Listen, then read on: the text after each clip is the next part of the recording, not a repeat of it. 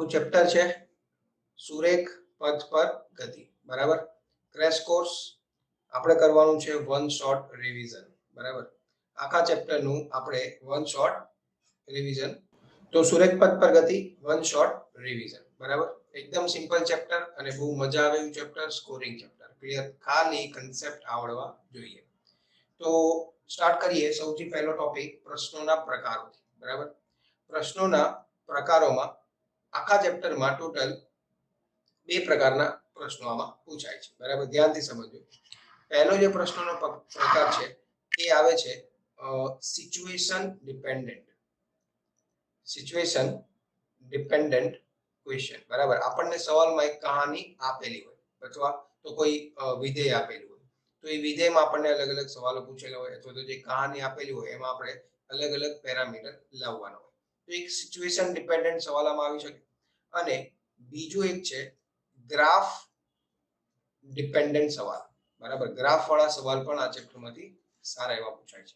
તો situation dependent સવાલનો મતલબ શું થાય? સૌથી પહેલા આપણે આની ચર્ચા કરીએ, બરાબર. ટોટલ 2 પ્રકારના પ્રશ્નોની એમાં ડિસ્કશન કરીશું, એક સિચ્યુએશન ડિપેન્ડન્ટ અને એક ગ્રાફ ડિપેન્ડન્ટ.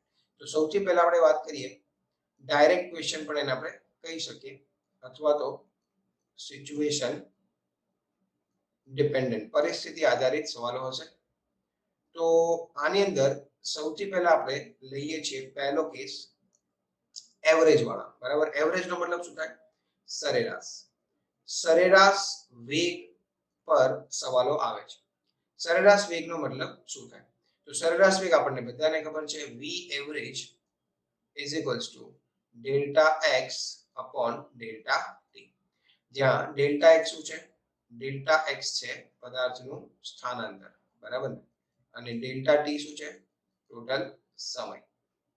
તો delta x upon delta t કરવાથી આપણને ડાયરેક્ટ સરેરાશ વેગ મળી જાય. હવે અહીંયા પ્રશ્ન એવો આવે સ્ટુડન્ટને કે અમુક સિચ્યુએશન એવી હોય કે જેમાં ડેલ્ટા x મેળવવું થોડું અઘરું થતું, બરાબર. તો અહીંયા ડેલ્ટા x પર આપણે સ્પેસિફિક વાત કરીએ. તો ડેલ્ટા x નો મતલબ પદાર્થે કરેલ સ્થાનાંતર. તો જો ડેલ્ટા x લાવવું હોય તો એનો એક માર્ગ છે ડેલ્ટા x બરાબર સંકલનથી આપણે સ્થાનાંતર મેળવી શકીએ. તો ડેલ્ટા x બરાબર સંકલન v dt અને લિમિટ આપણે લઈ લઈએ t1 થી t2. માની લો કોઈ ફિક્સ ઇન્ટરવલ આપણને આપેલો હોય t1 થી t2 નો, અને એમાં આપણે v dt, અહીંયા જે વેગ છે આ વેગ છે તત્કાલીન વેગ, બરાબર. આ જે વેગ છે કયો છે?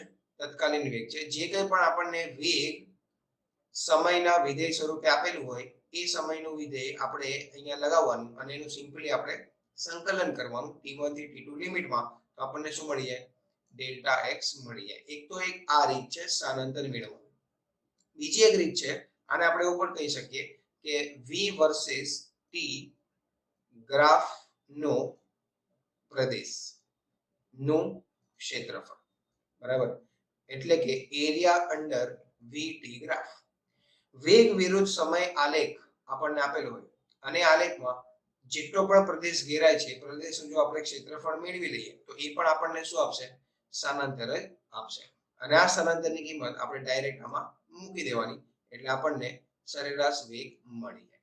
ખ્યાલ આવ્યો? તો સરેરાશ વેગ એકદમ સિમ્પલ છે. અલગ અલગ સિચ્યુએશનમાં હમણાં જ 2019 ની જે પરીક્ષા હતી નીટમાં એમાં જ એક સરેરાશ વેગ પર સવાલ આવેલો છે. આજે આપણે થોડા સવાલો પણ સોલ્વ કરવાના છે, બરાબર, પ્રીવિયસ યરના.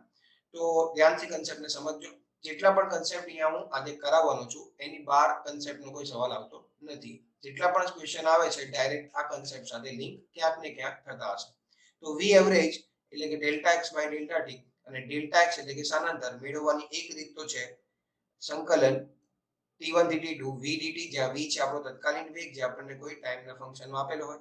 અને બીજી રીત છે જો ગ્રાફ હોય આપણી પાસે તો vt ગ્રાફનો જેટલો પ્રદેશ છે એ પ્રદેશનું ક્ષેત્રફળ પણ આપણને સ્થાનાંતર જ આપશે. ક્લિયર? તો એક તો વાત થઈ ગઈ સરેરાશ વેગ પર. બીજી આપણે અહીંયા ચર્ચા કરીએ છીએ સરેરાશ પ્રવેગ, બરાબર. તો સરેરાશ પ્રવેગ આપણને બધાને ખબર a એવરેજ બરાબર delta v upon delta t. Delta v નો મતલબ શું થાય? વેગમાં થતો ફેરફાર. તો v2 સદિશ માઈનસ v1 સદિશ. અંતિમ વેગ માઈનસ પ્રારંભિક વેગ એટલે કે વેગમાં થતો ફેરફાર છેદમાં ડેલ્ટા t એટલે કે ટોટલ સમય. ક્લિયર? તો આ જે સરેરાશ વેગ છે, સરેરાશ પ્રવેગ છે એ વેગમાં થતા ફેરફાર પર આધારિત છે. ધ્યાનથી જો, અંતિમ વેગ અને પ્રારંભિક વેગ. અહીંયા v2 શું છે? v2 છે પદાર્થનો અંતિમ વેગ અને v1 છે પદાર્થનો પ્રારંભિક વેગ. બરાબર. તો પદાર્થની જે સંપૂર્ણ ગતિ છે, સંપૂર્ણ એની જર્ની હોય, એ જર્નીમાં એનો જર્ની દરમિયાન શું વેગ છે એની સાથે આપણે કોઈ લેવા દેવા નથી. અંતિમ વેગ અને પ્રારંભિક વેગ કેટલો છે એની સાથે આપણે લેવા દેવા છે, એ અહીંયા આપણે મૂકી દઈએ અને સમય વડે ભાગી દઈએ તો આપણને શું મળી જાય? પદાર્થનો સરેરાશ પ્રવેગ મળી જાય. હવે અહીંયા જે આ ડેલ્ટા v છે, આ ડેલ્ટા v ને આપણે શું કીધું? વેગમાં થતો ફેરફાર, એટલે કે અંતિમ વેગ માઇનસ પ્રારંભિક વેગ. તો આ લાવવાની પણ અમુક રીતો છે. ઘણીવાર સવાલમાં આપણને ડેલ્ટા v લાવવું પડશે તો જ આપણો જવાબ આવશે. તો ડેલ્ટા v લાવવા માટે જેમ આપણે ડેલ્ટા x લાવ્યું છે એવી રીતના ડેલ્ટા v પણ લાવી શકાય. તો એક રીત તો છે સંકલન t1 થી t2 a dt. બરાબર. જ્યાં અહીંયા a શું છે? આ a છે તત્કાલીન પ્રવેગ. બરાબર ને? હમણાં આપણે તત્કાલીન રાશિઓ પર પણ ચર્ચા કરીશું, પણ ઓલ ઓવર આપણે વાત કરીએ છીએ એટલે હું લઈ લઉં છું.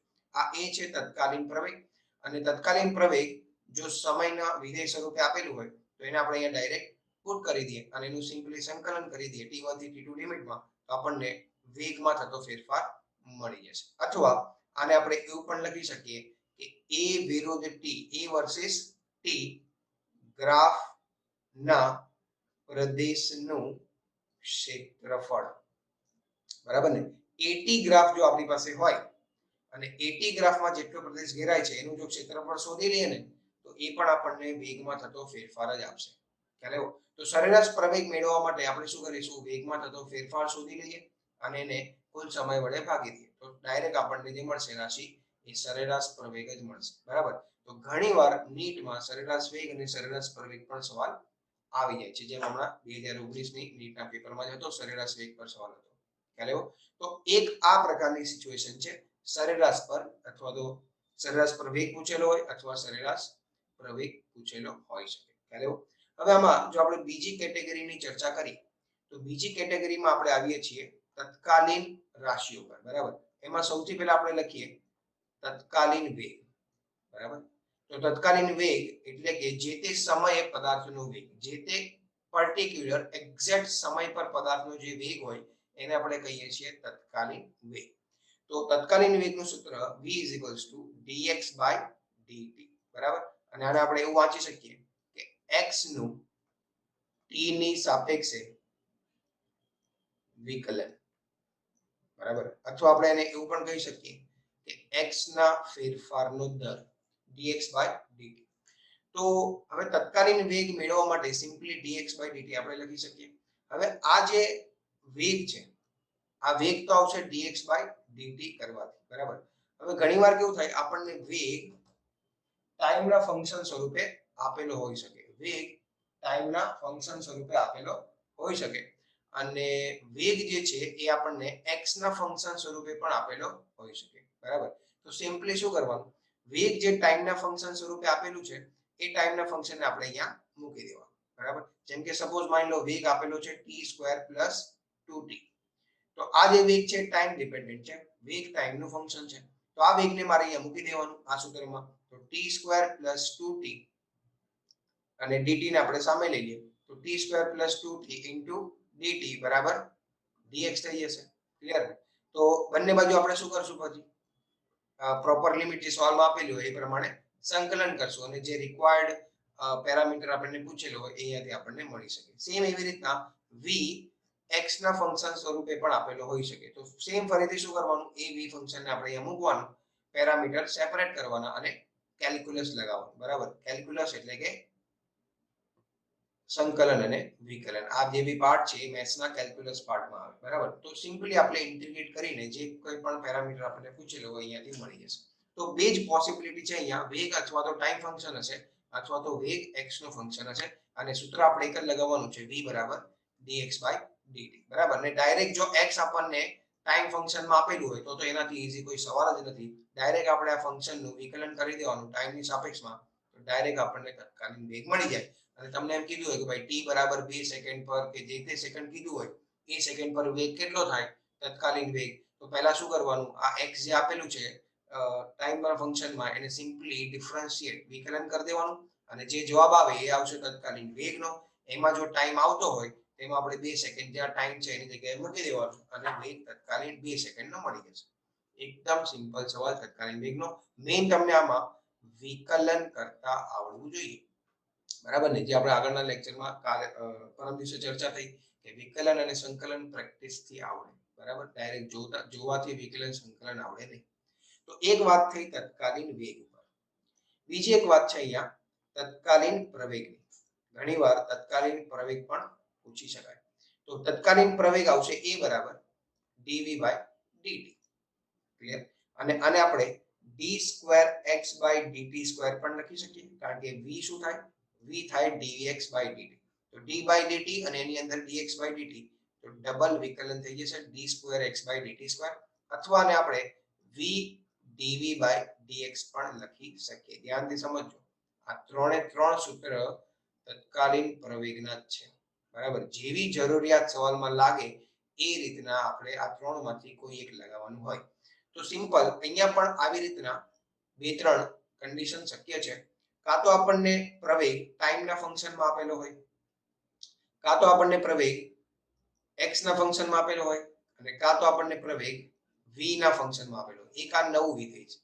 પ્રવેગ વેગના ફંક્શનમાં આપેલો, એટલે કે પ્રવેગ વેગ પર આધારિત હોય, પ્રવેગ સ્થાનાંતર પર આધારિત હોય, અથવા પ્રવેગ ટાઈમ પર આધારિત હોય. આ ત્રણ પ્રકારના ફંક્શન સવાલમાં પોસિબલ છે. તો જો પ્રવેગ ટાઈમના ફંક્શનમાં આપેલો છે તો ડાયરેક્ટ આપણે શું કરીશું? આ સૂત્ર મૂકીશું. જો પ્રવેગ x ના ફંક્શનમાં આપેલો છે તો આ સૂત્ર મૂકી શકાય, અને પ્રવેગ વેગના ફંક્શનમાં આપેલો હોય તો ડાયરેક્ટ આ સૂત્ર મૂકી શકાય, બરાબર? અને સિમ્પલી પછી શું કરવાનું? બંને બાજુ પેરામીટર સેપરેટ કરીને સિમ્પલી ઇન્ટિગ્રેશન કરી દેવાનું, જેમ મેં અહીંયા કહ્યું, બરાબર? જેમ કે એક ઉદાહરણ લઈએ. સપોઝ માની લો a આપેલું છે v² + 2v, હે ને? તો આ a શું છે?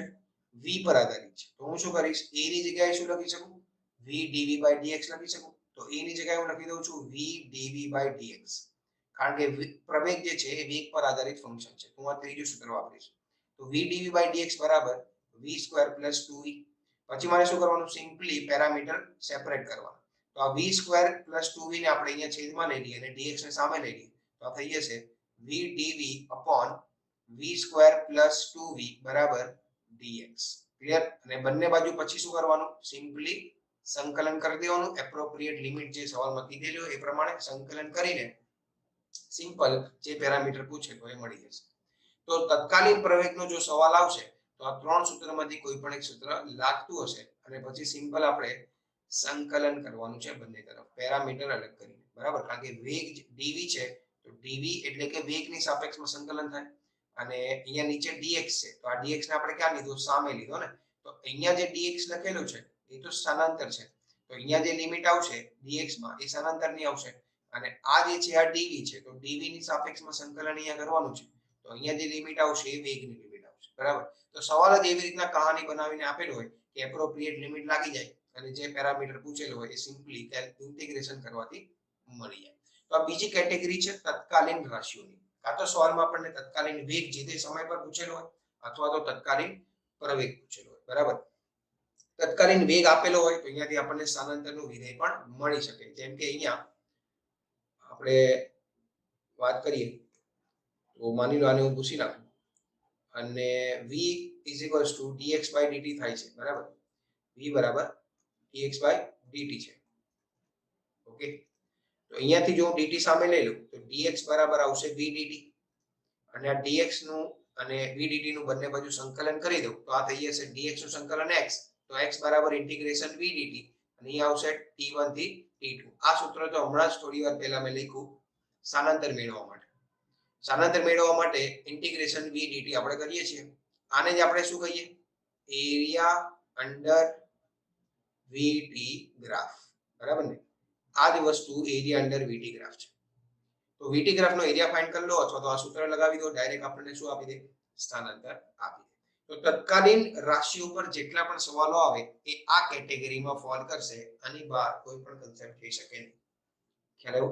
તો આ છે આપણી બીજી કેટેગરી ડાયરેક્ટ સવાલ પર. અહીંયા જે ડાયરેક્ટ સવાલની વાત ચાલે છે ને, આ ડાયરેક્ટ સવાલમાં જે બીજી કેટેગરી, ડાયરેક્ટ સવાલમાં પહેલી કઈ લીધી આપણે? સરેરાશ રાશિઓ લીધી. બીજી રાશિ કઈ લીધી? તત્કાલીન રાશિઓ લીધી, તત્કાલીન વેગ અને તત્કાલીન પ્રવેગ, બરાબર. ત્રીજી અહીંયા એક પોસિબલ રાશિ છે જેની આપણે અહીંયા હમણાં ચર્ચા કરીએ. ત્રીજી જે રાશિ છે એ પ્રવેગ પર છે. ફરીથી હવે અમુક વાર કેવું થાય, પ્રવેગ આપણને સવાલમાં અચળ આપેલો હોય, બરાબર. પ્રવેગ સવાલમાં કેવો આપેલો હોય? અચળ. અચળ પ્રવેગ આપેલો હોય તો આપણે શું કરી શકીએ? અચળ પ્રવેગ જો સવાલમાં આપેલો હોય તો આપણે સ્પીડ ઇક્વેશન લગાવી શકીએ. સ્પીડ ઇક્વેશન કોને કહેવાશે? સ્પીડ ઇક્વેશન v બરાબર u પ્લસ at, s બરાબર ut plus half at square અને v square minus u square બરાબર 2as. તો આ ત્રણ સમીકરણ આપણે લગાવીને અચળ પ્રયોગી ગતિના સવાલો સોલ્વ કરી શકીએ. હું 1 મિનિટ આખું પેજ ભૂસી નાખું અને પછી આપણે ત્રીજી કેટેગરી પર જઈએ, બરાબર ને? પહેલી કેટેગરી હતી સરેરાશ રાશિઓની, બીજી હતી તત્કાલીન રાશિઓની. તત્કાલીન રાશિમાં તત્કાલીન વેગ અથવા તત્કાલીન પ્રવેગ પર સવાલ આવી શકે. અને જે ત્રીજી રાશિ હમણાં આપણે જોવાના છીએ એ રાશિ છે પ્રવેગ પર, અચળ પ્રવેગ પર, બરાબર ને?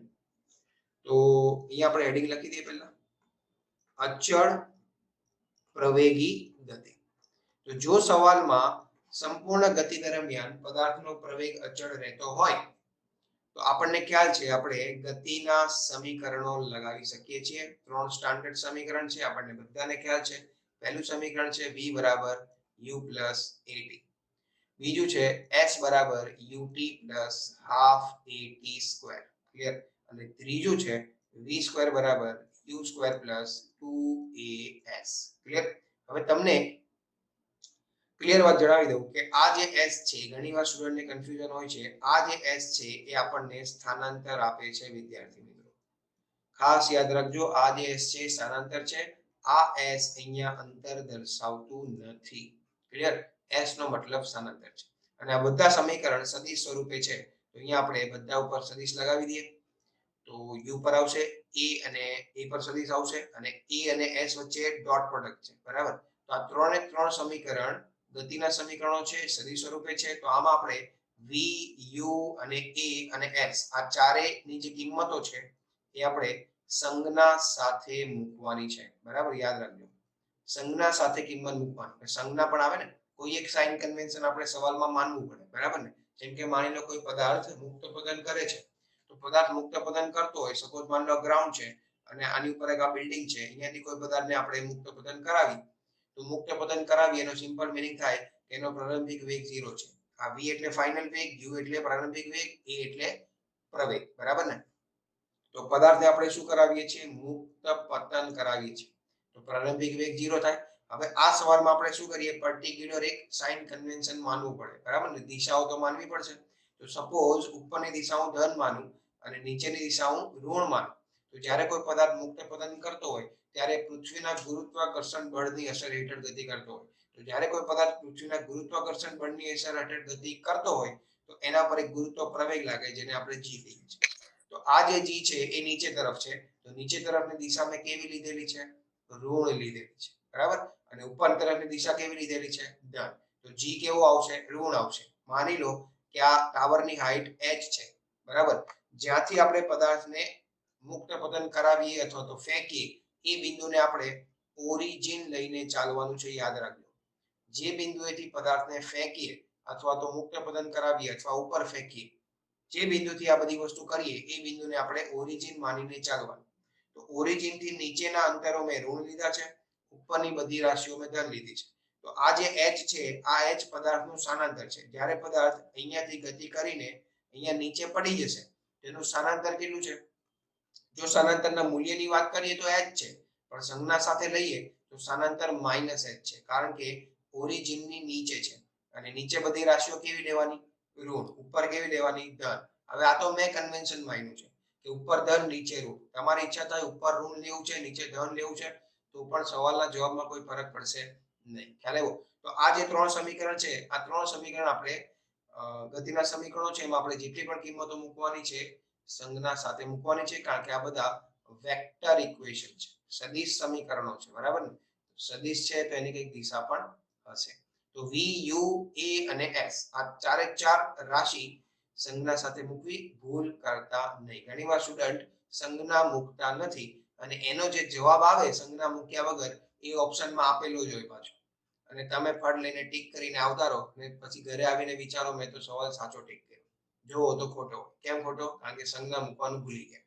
તો આ જે 3 સમીકરણ છે આ સમીકરણમાં આપણે સંજ્ઞા સાથે કિંમત મૂકવાની છે. બીજું એક ચોથું સમીકરણ બી છે આમાં, જે છે SNH નું. SNH બરાબર u plus a by 2 2n minus 1. આ સમીકરણ ક્યારે કામ લાગશે? આ સમીકરણ નો મતલબ થાય અહીંયા જો SNH છે, આ SNH આને કહેવાય nth સેકન્ડમાં પદાર્થનું સ્થાનાંતર. બરાબર ને? પદાર્થ nth સેકન્ડમાં કેટલું સ્થાનાંતર કરે છે ધ્યાનથી સમજો. હું તમને એમ પૂછું કે પદાર્થનું 4 સેકન્ડમાં સ્થાનાંતર કેટલું થયું? બરાબર? અને પદાર્થનું ચોથી સેકન્ડમાં સ્થાનાંતર કેટલું થયું? આ બંને વાક્યમાં જમીન આસમાનનો ફરક છે. ભૂલ કરવી નહીં. 4 સેકન્ડમાં કેટલું સ્થાનાંતર થયું એટલે 0 થી લઈને 4 સેકન્ડ લેવાની, અને ચોથી સેકન્ડમાં કેટલું સ્થાનાંતર થયું એટલે t બરાબર 3 સેકન્ડ થી લઈને t બરાબર 4 સેકન્ડ સુધીનો જ સમયગાળો આવે. ખ્યાલ આવ્યો? તો આ ભૂલ કરવી નહીં. આ સૂત્ર લાગશે ત્યારે જ જ્યારે આપણે કોઈ nમી સેકન્ડમાં સ્થાનાંતર શોધવું છે. તો અહીંયા u શું છે? પદાર્થનો પ્રારંભિક વેગ. a શું છે? પદાર્થનો પ્રવેગ. અને આ n છે, જેટલીમી સેકન્ડમાં તમને કીધું હોય એ n આ સેકન્ડની વેલ્યુ છે. તો આ સમીકરણ પણ સદિશ સ્વરૂપે છે, તો અહીંયા પણ આપણે સદિશ લખી દઈએ. તો સેમ અહીંયા પણ આપણે શું કરવાનું, જેટલી પણ કિંમતો છે બધી સંજ્ઞા સાથે મૂકવાની છે. બરાબર ને? તો અચળ પ્રવેગી ગતિના કિસ્સામાં આ 3 અને 1 આ 4 સમીકરણમાં જેવો ગમે એવો સવાલ આપ્યો હોય આ 4 સમીકરણથી સોલ્વ થઈ જાય. મેઈન આપણને આ સમીકરણ પર સવાલો પૂછાય છે. બરાબર? તો સમીકરણનું એપ્લિકેશન લગાવતા આવડવું જોઈએ, જે આપણને સવાલોની પ્રેક્ટિસ થી આવશે. બરાબર ને? v બરાબર u plus at, s બરાબર ut plus half at square અને v square બરાબર u square plus 2as. આ છે અચળ પ્રવેગી ગતિના કિસ્સામાં આપણે આ વસ્તુ લઈને ચાલીશું. બરાબર ને? એકદમ સિમ્પલ કોન્સેપ્ટ છે, એપ્લિકેશન બહુ મહત્વનું છે. બરાબર છે? તો આટલા જે પોસિબલ કેસીસ છે જે આપણે ડાયરેક્ટ ક્વેશ્ચનમાં લઈ શકીએ, જેમાં આપણને સરેરાશ વેગ, સરેરાશ પ્રવેગ, તત્કાલીન વેગ, તત્કાલીન પ્રવેગ અને અચળ પ્રવેગી ગતિ, આ બધા કન્સેપ્ટ પર સવાલો પૂછાઈ શકે. આ બધા સવાલો ચેપ્ટરના ડાયરેક્ટ સવાલો અથવા તો સિચ્યુએશન ડિપેન્ડન્ટ સવાલોમાં આવશે. બરાબર? ડાયરેક્ટ ક્વેશ્ચન આવ્યો તો જે કંઈ પણ આપણે હમણાં ચર્ચા કરી આની બહારનો કોઈ કન્સેપ્ટ લાગશે નહીં. આની અંદર બધા જ કન્સેપ્ટ આવી ગયા. મેઇન વસ્તુ આપણને સમીકરણનું એપ્લિકેશન આવડવું જોઈએ. બરાબર? એકદમ સિમ્પલ. હવે આપણે નેક્સ્ટ સ્લાઇડ પર જઈએ. નેક્સ્ટ આપણો ટોપિક છે અચળ પ્રવેગી ગતિના કિસ્સામાં અમુક શોર્ટકટ પણ લાગી શકે ક્યારેક ક્યારેક. બરાબર? હવે શોર્ટકટ કઈ રીતે લગાવવાની ધ્યાનથી સમજો. હવે આ શોર્ટકટ ક્યારે લાગે એનું પહેલા એક વાક્ય લખી દો. પદાર્થની સમગ્ર ગતિ દરમિયાન પ્રારંભિક અથવા અંતિમ વેગ શૂન્ય હોય ત્યારે આપણે આ જે શોર્ટકટની વાત કરીએ છીએ એ લગાવી શકીએ. હવે અમુક વાર કેવું થાય, પદાર્થ જે ગતિ કરે છે એ ગતિમાં પ્રારંભિક અને અંતિમ વેગ શૂન્ય હોય.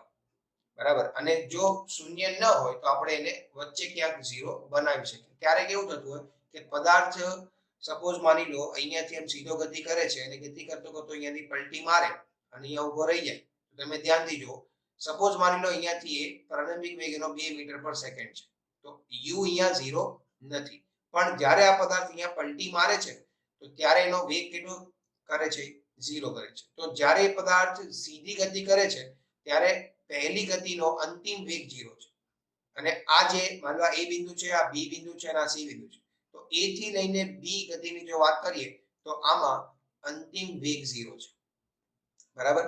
અને b થી લઈને c ની જો વાત કરીએ એનો પ્રારંભિક વેગ 0 છે. ખ્યાલ આવ્યો? તો હંમેશા અમુક વાર જો પદાર્થ કશેક ઊભો રહેતો હોય અથવા તો પદાર્થનો પ્રારંભિક વેગ 0 હોય તો એવા બધા કિસ્સામાં આપણે શું કરીશું, અમુક ડાયરેક્ટ શોર્ટકટ લગાવીશું. શોર્ટકટ એટલે કે જે સમીકરણો આપણે હમણાં અહીંયા જોયા આ 3 સમીકરણો, એમાં જ આપણે શું કરીશું, થોડા ફેરફાર કરીશું. તો એક સમીકરણ તો બની જશે પહેલા પરથી, v બરાબર u plus at સમીકરણ છે.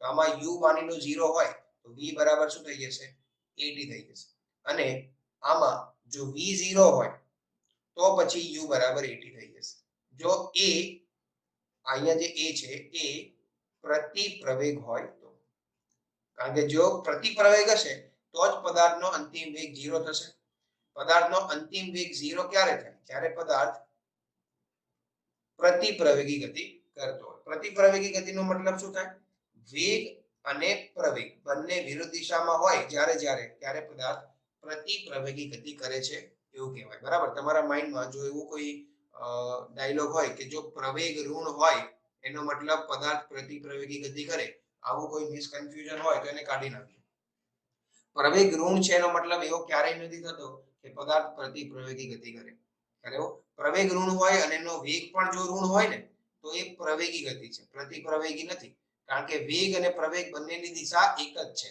તો જ્યારે વેગ અને પ્રવેગ એક જ દિશામાં હોય ત્યારે પદાર્થના વેગમાં વધારો થાય ઘટાડો નહીં થાય અને વેગ અને પ્રવેગ જો વિરુદ્ધ દિશામાં હોય તો વેગમાં ઘટાડો થાય અને જ્યારે વેગમાં ઘટાડો થાય એવી ગતિને આપણે પ્રતિપ્રવેગી ગતિ કહીએ છીએ અને જ્યારે વેગમાં વધારો થાય એવી ગતિને આપણે પ્રવેગી ગતિ કહીએ છીએ ખ્યાલ આવ્યો તો અહીંયા આપણે જો v અથવા u બેમાંથી કોઈ પણ એક 0 હોય તો આપણે v બરાબર 80 અને u બરાબર 80 આવી રીતે ડાયરેક્ટ સમીકરણ લગાવી શકીએ બરાબર બીજું આપણું સમીકરણ છે s બરાબર ut + half at² બરાબર એમાં જો u 0 હોય તો આપણે લખી શકીએ s બરાબર half at² અને અહીંયાથી જો આપણે ટાઈમ મેળવવો હોય તો ટાઈમ પણ બની જશે √2s / a બરાબર √2s / a આ ડાયરેક્ટ સમીકરણ લાગુ પડતું હોય અમુક કિસ્સાઓમાં બરાબર આપણો ટાઈમ પણ બચે અને ફટાફટ જવાબ પણ આવી જાય ત્રીજા સમીકરણની જો આપણે વાત કરીએ તો ત્રીજું સમીકરણ આપણી પાસે છે v² બરાબર u² + 2as આમાં જો u 0 હોય તો v આવી જશે √2as આ સમીકરણ પણ ક્યારેક ડાયરેક્ટ સવાલમાં લાગતું હોય છે જેથી આપણો સમયનો બચાવ થાય ફટાફટ જવાબ આવે તો v બરાબર 80 u બરાબર 80 s બરાબર half at² સ્થાનાંતર મેળવવા માટે time √2s / a v √2as આ બધા જે સમીકરણો છે ક્યારે લગાવીશું જ્યારે પદાર્થની ગતિ દરમિયાન પ્રારંભિક અથવા તો અંતિમ વેગ ગતિ દરમિયાન શું થતો હોય 0 થતો હોય તો ત્યારે આપણે આ જે સમીકરણો છે એમાં આવી રીતના ક્યારેક ડાયરેક્ટ સૂત્રો પણ લગાવી શકીએ ખ્યાલ આવ્યો જેમ કે અહીંયા આપણે માની લો એક ઉદાહરણ લઈએ સપોઝ માની લો અહીંયા એક ઉદાહરણ લઉં છું કે હું એક સિચ્યુએશન લઉં એ સિચ્યુએશન મુજબ આપણે દાખલાને સોલ્વ કરીએ સપોઝ માની લો આ ગ્રાઉન્ડ છે બરાબર આ ગ્રાઉન્ડ પર અહીંયા એક ટાવર છે બરાબર અને ટાવર પર એક માણસ ઊભો છે એને એક પદાર્થને શું કર્યો ઉપર ફેંકે છે સપોઝ માની લો 20 મીટર પર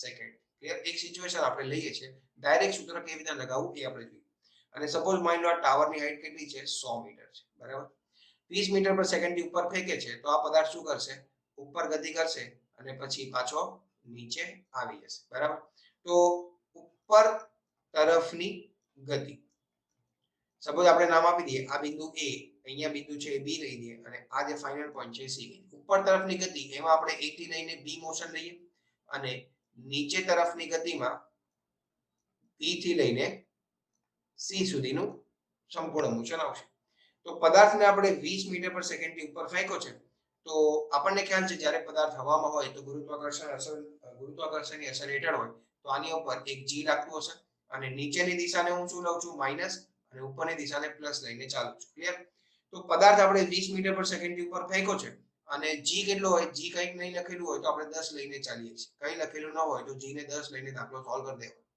તો g 10 લઈએ g 10 છે એનો સિમ્પલ મીનિંગ થાય કે દર સેકન્ડે વેગમાં 10 નો ફેરફાર છે બરાબર હવે 10 નો ફેરફાર એમાં વેગ 10 વધી પણ શકે અને વેગ 10 ઘટી પણ શકે એ સિચ્યુએશન પર ડિપેન્ડ કરે અહીંયા તમે ધ્યાનથી જુઓ વેગ ઉપર છે અને g નીચે છે તો વેગ અને પ્રવેગ વિરુદ્ધ દિશામાં છે તો વેગમાં ઘટાડો થશે તો દર સેકન્ડે વેગમાં 10 નો ઘટાડો થશે તો અત્યારે આનો વેગ કેટલો છે 20 છે દર સેકન્ડે 10 નો ઘટાડો થાય તો b બિંદુ એનો વેગ કેટલો થઈ જાય 0 થઈ જાય ત્યાં તો એ ઊભો રહેશે અને પછી નીચે આવશે તો a થી લઈને b માં જેને ટાઈમ લાગે છે જોવામાં એ કેટલો થશે સિમ્પલી 2 સેકન્ડ કેમ 2 સેકન્ડ 20 મીટર પર સેકન્ડ એનો વેગ છે દર સેકન્ડે 10 ઘટે છે તો 2 સેકન્ડમાં 0 થઈ જશે એકદમ સિમ્પલ તો ઉપર જવાનો ટાઈમ આવી ગયો હવે નીચે લાવવાનો ટાઈમ લાવવો હોય તો તમે ધ્યાનથી સમજો b થી c ની જે ગતિ છે ને એમાં પ્રારંભિક વેગ 0 છે. બી બિંદુ પર વેગ 0 છે અને સી બિંદુ પર કઈક વેગ હશે. સી બિંદુ પર તો 0 નહીં હોય. બી બિંદુ પર એનો વેગ 0 છે અને બી બિંદુ પર વેગ 0 છે. પ્રવેગ શું લાગે છે? g લાગે છે. બરાબર. તો હવે એને નીચે આવવા માટે કેટલો ટાઈમ લાગશે? તો ટાઈમ બરાબર √2s/g લગાવી દેવાનું. આમાં s કયું? આમાં s છે આ બી થી લઈને સી વચ્ચેનું અંતર. બરાબર. બી થી લઈને સી વચ્ચેનું અંતર. તો બી થી લઈને સી વચ્ચેનું અંતર લાવવું હોય તો આ ટાવરની હાઈટ તો 100 છે જ. એ થી લઈને બી વચ્ચેનું અંતર આપણે મેળવી શકીએ. ક્યાંથી મેળવી શકીએ? અહીંયાથી. s બરાબર હાફ at સ્ક્વેર પરથી આપણને મળી જશે. હાફ a કેટલો આવ્યો? a એટલે તો g અને ટાઈમ કેટલો લાગે છે? 2 સેકન્ડ. તો s બરાબર હાફ a ની જગ્યાએ g લઈ લઈએ અને ટાઈમ કેટલો લાગે છે? 2 સેકન્ડ એટલે કે 4. તો આ 5 વડે ઉડી જશે. 5 ચોક 20 મીટર. તો a થી લઈને b વચ્ચેનું અંતર 20 છે. તો b થી લઈને c વચ્ચેનું અંતર કેટલું થશે? 120 મીટર. કેમ? ટાવરની હાઈટ 100 ઉપર પ્લસ 20. તો અહીંયા આપણે s ની જગ્યાએ 120 મૂકી દઈએ તો 2 * 120 ના છેદમાં 10 એટલે કે √24 સેકન્ડ. તો ટોટલ ટાઈમ જાણવો હોય તો ઉપર જવાનો ટાઈમ કેટલો? 2 સેકન્ડ પ્લસ નીચે આવવાનો ટાઈમ કેટલો? √24 સેકન્ડ. આ છે આપણો જવાબ. તો આ જે સવાલ છે એ આપણે ડાયરેક્ટ આ સૂત્રો લગાવીને કરી શકીએ. આમાં આપણે આખા ગતિના સમીકરણો લગાવવાની જરૂર નથી કારણ કે ઉપર જતી ગતિમાં અંતિમ વેગ 0 છે અને નીચે આવતી ગતિમાં પ્રારંભિક વેગ 0 છે. તો જ્યારે જ્યારે પદાર્થની ગતિમાં એનો વેગ 0 થાય ત્યારે આપણે આવી રીતના શોર્ટકટ સૂત્રો લગાવી શકીએ. ક્લિયર છે? તો આ તો મેં તમને એક ઉદાહરણ આપ્યું. આવી રીતના કોઈ પણ સવાલ પૂછાઈ શકે. મેક્સિમમ પ્રેક્ટિસ કરીએ તો આપણને સવાલોમાં કોઈ પણ કન્ફ્યુઝન આવશે નહીં. બરાબર. 3 જે સમીકરણો છે ગતિના એ સિમ્પલી લગાવવાના છે. મોસ્ટ ઓફ કન્સેપ્ટમાં એ સમીકરણો લાગી જતા હોય. બરાબર. નેક્સ્ટ આપણે વાત કરીએ છીએ ગ્રાફ આધારિત પ્રશ્નો. બરાબર. શરૂઆતમાં મેં તમને કીધું હતું ને એક ડાયરેક્ટ પ્રશ્ન આવશે અને એક ગ્રાફ રિલેટેડ પ્રશ્ન આવશે. તો જ્યારે ગ્રાફ રિલેટેડ પ્રશ્ન આવે તો ત્યારે આપણે પહેલી તો વાત ધ્યાનમાં રાખવાની સ્લોપની. સ્લોપ એટલે કે ઢાળ. બરાબર. હવે ઢાળને આપણે કયા તરીકે દર્શાવીએ છીએ? ઢાળનો સિમ્બોલ ને બધું શું છે એ ચર્ચા કરી લઈએ પહેલા. તો ઢાળને આપણે સિમ્પલી એક તો m વડે દર્શાવીએ છીએ. બીજું ઢાળને આપણે tan થીટા વડે પણ દર્શાવીએ છીએ. આ tan થીટા નો મતલબ શું થાય હમણાં તમને સમજાવીશ. અને અથવા સપોઝ માની લો કે આપણી પાસે એક yx ગ્રાફ છે અને yx ગ્રાફમાં સપોઝ આ રીતનો કર્વ આપેલો છે. ક્લિયર?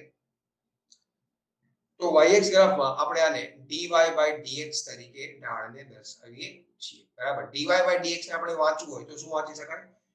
y નું x ની સાપેક્ષે વિકલન. અથવા તો આને આપણે એવું કહીશું કે x ની સાપેક્ષે y માં થતો ફેરફાર. બંને એક જ વાત થઈ. ક્લિયર? x ની સાપેક્ષે y માં થતો ફેરફાર. ક્લિયર? તો આ એક રીત છે dy/dx. y એક ગ્રાફ છે તો dy/dx આવશે. બીજો કોઈ ગ્રાફ હોય તો શું આવશે? આપણે ચર્ચા કરીએ. m પણ ગ્રાફનો ઢાળ દર્શાવે અને tan થીટા માં થીટા કયો હોય ધ્યાનથી સમજો. સપોઝ માની લો કે આપણે અહીંયા એક પોઈન્ટ લઈએ અને આ પોઈન્ટ પર આપણે એક સ્પર્શક દોરીએ. તો આ રીતે એક સ્પર્શક બની જશે. આ સ્પર્શક x અક્ષ સાથે ધન x અક્ષ સાથે જે ખૂણો બનાવે એ ખૂણો માની લો થીટા છે. તો આ થીટાનો tan થીટા આપણને ઢાળનું મૂલ્ય આપશે. થીટાનું tan. ક્લિયર? તો tan થીટા પરથી પણ આપણને ઢાળ મળી શકે. હવે અહીંયા જે થીટા છે કેવો છે? લઘુકોણ છે. તો લઘુકોણ થીટા છે તો tan થીટાની વેલ્યુ કેવી આવશે? પોઝિટિવ આવશે. એનો મતલબ આ બિંદુએ ઢાળ ધન છે. સપોઝ માની લો આપણે અહીંયા કોઈ બિંદુ લઈએ તો આ બિંદુએ સ્પર્શક કઈ રીતના બનશે? આ બિંદુએ સ્પર્શક કંઈક આ રીતના બનશે. તો ધન x સાથેનો એનો જે ખૂણો છે એ આટલો મોટો બનશે. આ થીટા કેવો આવશે? ગુરુકોણ આવશે. અને થીટા ગુરુકોણ પર tan થીટાની વેલ્યુ કેવી હોય? નેગેટિવ હોય. તો ઢાળ ઋણ આવશે આ બિંદુએ. ખ્યાલ આવ્યો? તો અલગ અલગ બિંદુએ આપણે ઢાળ શોધીએ તો આપણે tan થીટાની શોધી શકીએ અથવા dy/dx yx ગ્રાફ હોય તો એ પણ ઢાળ દર્શાવે અથવા સિમ્પલ m સિમ્બોલ પર એનો ઢાળ છે. ક્લિયર? અને બીજી જે વસ્તુ આપણે ધ્યાનમાં રાખવાની હોય એ છે એરિયા એટલે કે ક્ષેત્રફળ. કોઈ પણ ગ્રાફ માની લો આજ આપણે ગ્રાફ લઈ લઈએ. આ એક છે yx ગ્રાફ. બરાબર. આ yx ગ્રાફ સપોઝ માની લો કંઈક આ રીતનો આપેલો છે અને આ yx ગ્રાફમાં આ બિંદુ પર સપોઝ માની લો x1 વેલ્યુ છે અને આ બિંદુ પર x ની x2 વેલ્યુ છે. ક્લિયર? તો આની અંદર આટલો પ્રદેશ ઘેરાય છે. બરાબર. તો આ છે એરિયા. તો આ એરિયાને દર્શાવવાની રીત હમણાં જ આપણે આગળ જોઈ ગયા. ઇન્ટિગ્રેશન y અક્ષ પર જે રાશિ લખેલી છે, હમણાં તો y અક્ષ ગ્રાફ જ છે, વર્ટિકલ લાઈન પર જે રાશિ લખેલી છે y અક્ષ પર એ આપણે y લખીએ અને x અક્ષ પર જે છે એની સાપેક્ષમાં આપણે સંકલન કરીએ. તો ઇન્ટિગ્રેશન y dx અને અહીંયા dx લખેલું છે તો લિમિટ x ની આવવી જોઈએ. તો આ વિધેય પરથી આપણને આ જે એરિયા છે આ એરિયા મળી જશે, બરાબર. હવે y જો આપણને as a function of x આપેલું હોય તો આ y ને આપણે ડાયરેક્ટ અહીંયા પુટ કરીને સિમ્પલી સંકલન કરીને લિમિટ મૂકી દેવાની, ક્ષેત્રફળ મળી, બરાબર. તો અલગ અલગ ગ્રાફના ક્ષેત્રફળ આપણને અલગ અલગ રાશિઓ આપે, જેમ કે આગળ હમણાં થોડી વાર પહેલા આપણે ચર્ચા કરી હતી, હમણાં ફરીથી હું તમને જણાવીશ. અને ઢાળ પરથી પણ આપણને અમુક રાશિ મળી શકે, ખ્યાલ આવ્યો? તો કયા ગ્રાફ પરથી કઈ કઈ રાશિઓ મળે એની પહેલા આપણે ચર્ચા કરીએ. તો સપોઝ માની લો કે આપણે સૌથી પહેલા સિમ્પલ ગ્રાફથી શરૂઆત કરીએ. ટોટલ કેટલા ગ્રાફ પોસિબિલિટી છે એની પહેલા ચર્ચા કરીએ.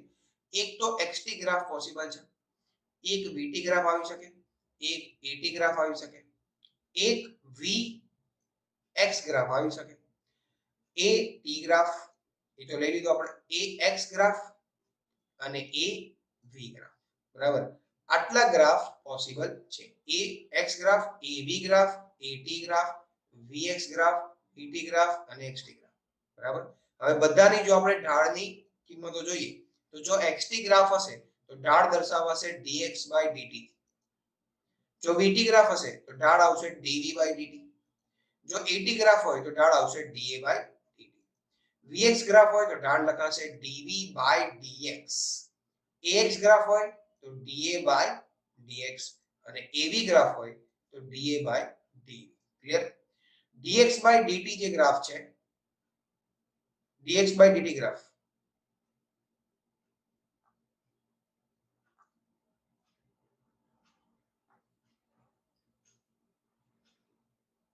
હેલો, અવાજ આવે છે મારો?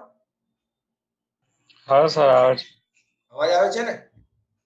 હા હા ભાઈ, રિસ્પોન્સ કરજો. મને તો એમ હતું કે મીટિંગ ઓવર થઈ ગઈ, નવી મીટિંગ કરવાની. અવાજ આવે છે ને ક્લિયર? હા sir. Okay okay. vx graph જે છે એ dv dx, av ગ્રાફ હોય તો da dv. હવે તમે ધ્યાનથી સમજો, આમાં અમુક ઢાળ આપણને સ્પેસિફિક વેલ્યુ આપે. dx dt હમણાં જ આપણે જોઈ ગયા તત્કાલીન વેગ થાય, dv dt હમણાં જોઈ ગયા તત્કાલીન પ્રવેગ થાય.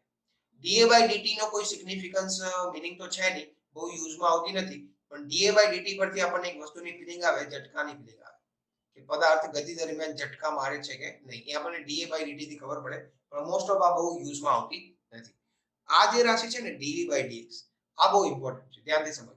હમણાં આપણે એક પ્રવેગનું તત્કાલીન પ્રવેગનું સૂત્ર લઈ લીધું, a બરાબર v dv dx. તો અહીંયા જે dv dx છે એને જો આપણે કરતા બનાવીએ તો dv dx લખાશે a v. ક્લિયર? તો આ જે વસ્તુ છે એ આપણને આપશે a v. ક્લિયર? તો dx dt, dv dt અને dv dx, આના પરથી આપણને તત્કાલીન વેગ, તત્કાલીન પ્રવેગ અને a અને v નો રેશિયો મળી શકે. ખ્યાલ આવ્યો? તો ડાયરેક્ટ ક્વેશ્ચનમાં અમુક વાર યુઝ થઈ જાય, ડાયરેક્ટ ઢાળ શોધવાનું કીધું હોય, xt ગ્રાફ આપેલો હોય અને xt ગ્રાફ પરથી આપણને તત્કાલીન વેગ પૂછેલો હોય તો સિમ્પલી શું કરવાનું, xt ગ્રાફનો ઢાળ શોધી લો, એ આપણને ડાયરેક્ટ તત્કાલીન વેગની વેલ્યુ આપી દેશે. ખ્યાલ આવ્યો? અને એરિયા અંડર કર્વની વાત કરીએ તો મેઇનલી બે ત્રણ પોસિબિલિટી છે. જો xt, જો vt ગ્રાફ હોય, vt ગ્રાફ હમણાં થોડી વાર ચર્ચા થઈ હતી પહેલા, ફરીથી જે કહી દઉં, માની લો આ છે t1 વેલ્યુ અને આ છે t2. vt ગ્રાફ છે, આટલો પ્રદેશ ઘેરાય છે, તો આનો જે એરિયા છે એ એરિયા લખાશે કેવી રીતના, ઇન્ટિગ્રેશન y અક્ષ પર જે વેરીએબલ છે v. હા, તો હું તમને શું કહેતો હતો, ધ્યાનથી સમજો. આ જે vt ગ્રાફ દેખાય છે ને, આનો એરિયા કઈ રીતે લખાશે, y અક્ષ પર જે વેરીએબલ છે એ v છે, ટાઈમ અક્ષ પર, x અક્ષ પર જે વેરીએબલ છે ટાઈમ છે, એની સાપેક્ષમાં આપણે શું કરીએ, સંકલન કરીએ, તો અહીંયા લખાશે dt અને લિમિટ આવશે ટાઈમ. તો આ ડાયરેક્ટ આપણને આ vt ગ્રાફનો એરિયા આપશે અને આના પરથી આપણને સ્થાનાંતર મળી જશે. પહેલી સ્લાઇડમાં આપણે ચર્ચા કરી હતી. જો સ્થાનાંતર મેળવવું હોય તો vt ગ્રાફનો એરિયા ફાઇન્ડ કરીએ, બરાબર. સેમ પોસિબિલિટી છે જો આપણે at ગ્રાફ આપેલો હોય અને at ગ્રાફ માની લો આ રીતમાં આપેલો છે, અહીંયા t1 વેલ્યુ છે અને અહીંયા t2 વેલ્યુ છે, આટલો પ્રદેશ ઘેરાય છે, તો આ પ્રદેશ એરિયા મેળવવા માટે શું કરીશું, ઇન્ટિગ્રેશન y અક્ષ પર જે વેરીએબલ છે એ છે પ્રવેગ અને x અક્ષ પર જે વેરીએબલ છે એની સાપેક્ષમાં સંકલન કરીએ, એટલે અહીંયા આવશે dt. ટાઈમ, ફરીથી ટાઈમની લિમિટ આવશે અને આ જે વસ્તુ છે આ વિધેય પરથી આપણને આ ગ્રાફનો એરિયા મળી જશે અને આ એરિયા આપણને ડેલ્ટા v ની કિંમત આપશે. ડેલ્ટા v નો મતલબ વેગમાં થતો ફેરફાર. તો આટલી પોસિબિલિટી છે જેમાં ગ્રાફ બેઝ ક્વેશ્ચન આવે, બરાબર. આ કેટેગરીની બહાર કોઈ ક્વેશ્ચન ફોલ કરે જ નહીં. એટલે આટલી કેટેગરી જો આપણા માઇન્ડમાં ફિક્સ હોય, કયો ગ્રાફનો ઢાળ શું વસ્તુ આપે, કયા ગ્રાફનો એરિયા શું વસ્તુ આપે, એના પરથી ડાયરેક્ટ સવાલનો આન્સર આવી શકે. મેક્સિમમ પ્રેક્ટિસની આપણને જરૂર પડે. ખ્યાલ તો આ રીતના આપણે મોશન ઇન 1D ના ક્વેશ્ચનો સોલ્વ કરી શકીએ, બરાબર. સૌથી પહેલા આપણે ચર્ચા કોની કરી? પ્રશ્નોના પ્રકારોની, બરાબર. ફટાફટ 5 મિનિટમાં હું તમને સમરી આપું, પછી આપણે ક્વેશ્ચનો સોલ્વ કરવાના છે, બરાબર.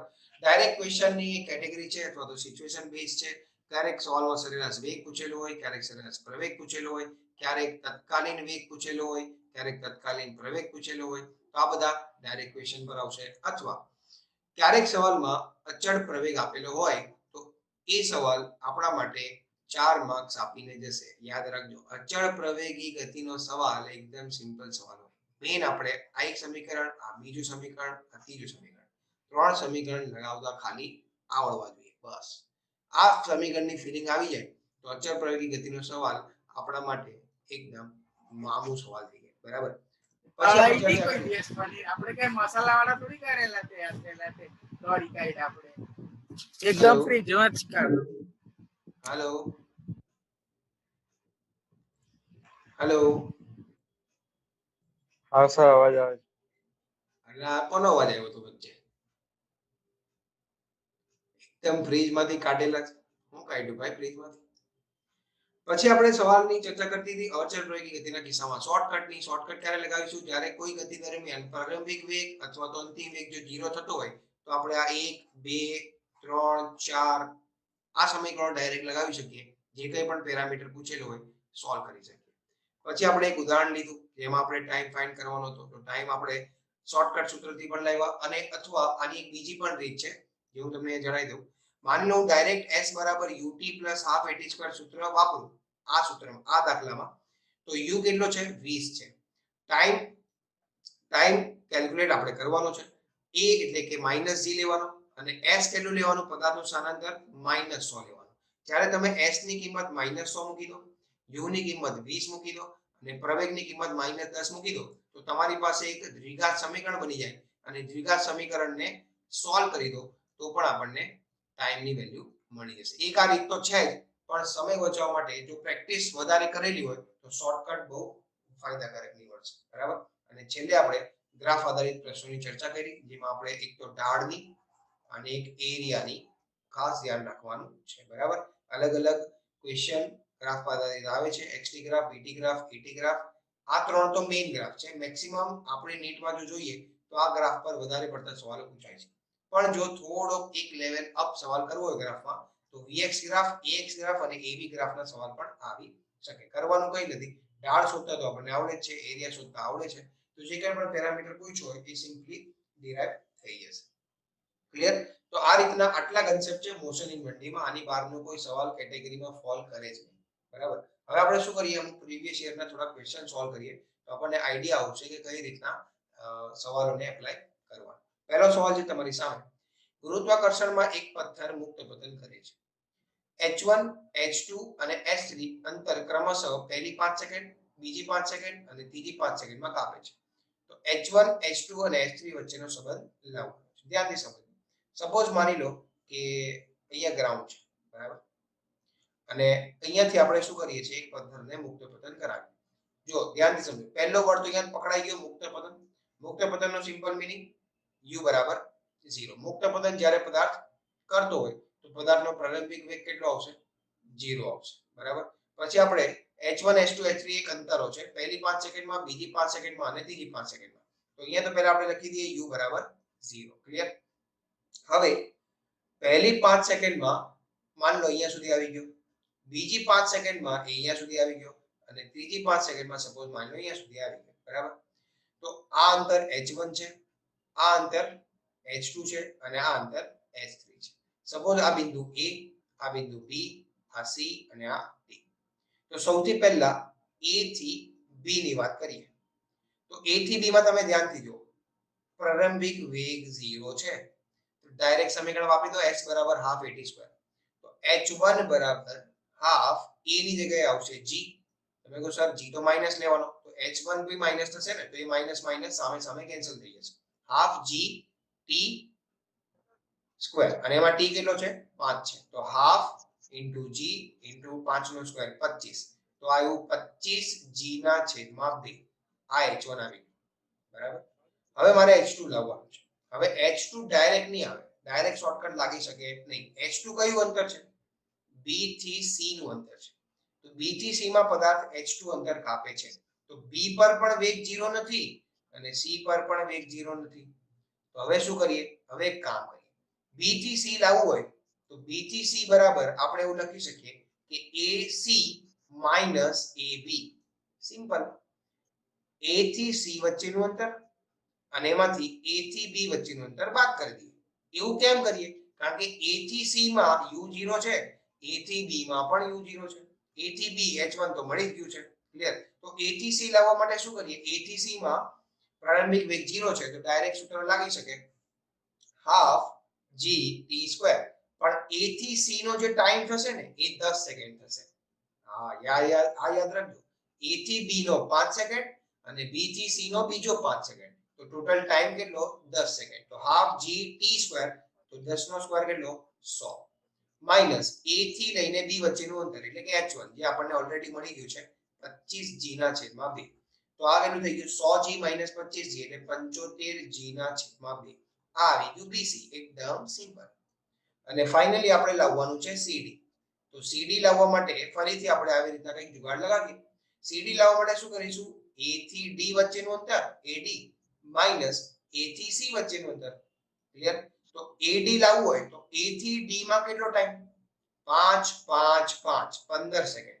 બરાબર. તો a થી d માં પ્રારંભિક વેગ 0 છે, તો ડાયરેક્ટ શોર્ટકટ લગાવી દો હાફ at સ્ક્વેર. તો હાફ ઇન્ટુ 10 ઇન્ટુ 15 નો સ્ક્વેર 225. 10 ની જગ્યાએ આપણે g લઈ લઈએ, હાફ g ને g જ રાખીએ, માઈનસ a થી c વચ્ચેનું અંતર જે અહીંયા જ આપણે લખ્યું, જો આ a થી c વચ્ચેનું અંતર જ છે 100g/2. તો 225g માઈનસ 100g એટલે કે 125g ભાગ્યા 2. આ આવી ગયું cd. ક્લિયર? તો આ bc જે છે એ આપણું h2 છે અને આ cd જે છે એ આપણું h3 છે. ક્લિયર? તો હવે તમે ધ્યાનથી જુઓ, રિલેશન શું બનશે? ચાર ઓપ્શન તમારી સામે છે. બોલો. h1 h2 h3 મેં અહીંયા ગણી લીધું. બોલો રિલેશન શું આવશે? કોણ જવાબ આપશે?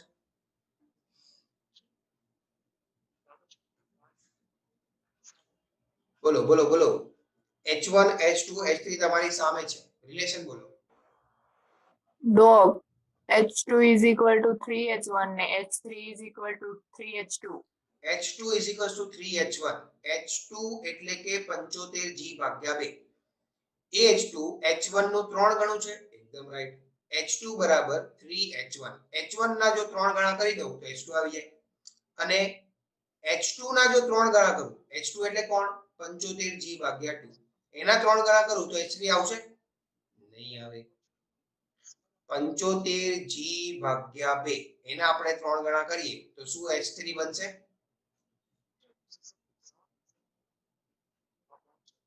યસ ઓર નો? બનશે? હેલો? ના. નહીં બને. ના. જો જે આ કોણે જવાબ આપ્યો તો? એક મિનિટ. હમણાં કોણે જવાબ આપ્યો તો? પ્લીઝ નામ બોલે. કોણ હતું? દીપાંગી? ના. કોણ હતું? હમણાં કોઈ ગર્લ નો અવાજ હતો ને, કોણ હતું એ? Hemal. હેમલ. ઓકે. જો હેમલ, અહીંયા જે ડી ઓપ્શન કીધો ને એમાં આપણે આ પહેલી કન્ડિશન તો સેટિસ્ફાય થઈ ગઈ, પણ બીજી કન્ડિશન સેટિસ્ફાય થતી નથી. તો આનો ઓપ્શન કયો આવશે? સી આવશે મારા ખ્યાલથી. સી આવશે હા કે સર. સી આવશે. સી આવે. કેમ? જો h2 ના ભાગ્યા 3 કરું તો h1 બને અને h3 ના ભાગ્યા 5 કરું ને તો બી h1 જ બને. જો h3 ને આપણે 5 વડે ભાગી દઈએ તો 5 અને 125 ઉડી જશે, તો 25g/2 આવશે જે h1 છે. સેમ આપણે h2 ને 3 વડે ભાગી દઈએ તો એ 25g/2 થઈ જશે. તો ઓપ્શન નંબર સી સવાલનો સાચો જવાબ થશે. ક્લિયર? પહેલી કન્ડિશન જોઈને આંખ બંધ કરીને ટિક નહીં કરી દેવાનું, બરાબર? બંને કન્ડિશન ચેક કરવાની. નેક્સ્ટ સવાલ વળીએ. નેક્સ્ટ સવાલ છે આપણી પાસે એક કણનું સ્થાનાંતર. જો નીટ 2013 નો સવાલ છે. આ જે સવાલ હતો એ નીટ 2013 નો જ હતો, આ પણ નીટ 2013 નો જ છે. એક કણનું સ્થાનાંતર x અને t સાથે એક રિલેશન આપેલું છે. જો આ એક રિલેશન t બરાબર √x + 3, જ્યાં x મીટરમાં છે, ટાઈમ સેકન્ડમાં છે. આ કણનો વેગ 0 થાય ત્યારે એનું સ્થાનાંતર કેટલું છે? ધ્યાનથી સમજજો. સવાલ ઘુમાઈ ફેરવીને પૂછેલો છે. કણનો વેગ 0 થાય ત્યારે કેટલું સ્થાનાંતર છે? તો સૌથી પહેલા આપણે એક કામ કરીએ. આપણે પદાર્થનો વેગ લાવવો પડશે અને વેગને 0 કરશું ત્યારે આપણને એક ટાઈમ મળશે. એ ટાઈમ આપણે x ના સમીકરણમાં મૂકશું તો આપણને સ્થાનાંતર મળી જશે. તો એક કામ કરીએ. આ ત્રણને તો પહેલા હું આ બાજુ લઈ લઉં. તો √x બરાબર t - 3 થઈ જશે. તો x આવશે, બંને બાજુ સ્ક્વેર કરી દઈએ તો t² - 6t + 9. આ આપણને મળી ગયું x as a function of time, બરાબર? હવે સિમ્પલ આપણે શું કરીએ? વેગ લાવવો છે, તત્કાલીન વેગ. તો વેગ થાય dx/dt, x નું ટાઈમની સાપેક્ષમાં વિકલન. તો અહીંયા આપણે dx/dt કરીએ તો t² નું વિકલન થાય 2t - 6t માં 6 તો અચળ છે, 12 આવી જશે. ટાઈમનું ટાઈમની સાપેક્ષમાં 1 અને 9 તો અચળ છે, અચળનું વિકલન 0. તો dx/dt ને શું લખાય? વેગ લખાય. v બરાબર 2t - 6 આવ્યું. હવે સવાલ શું છે? ધ્યાનથી સમજો. કણનો વેગ શું કરવાનો છે? 0. એક કામ કરીએ, વેગને 0 કરી દો. 0 બરાબર 2t - 6. તો અહીંયાથી આપણને ટાઈમ કેટલો મળશે? 3 સેકન્ડ. આ ટાઈમ પર કેટલું સ્થાનાંતર થયું? તો એક કામ કરો, આ ટાઈમને સ્થાનાંતરના સમીકરણમાં મૂકી દો.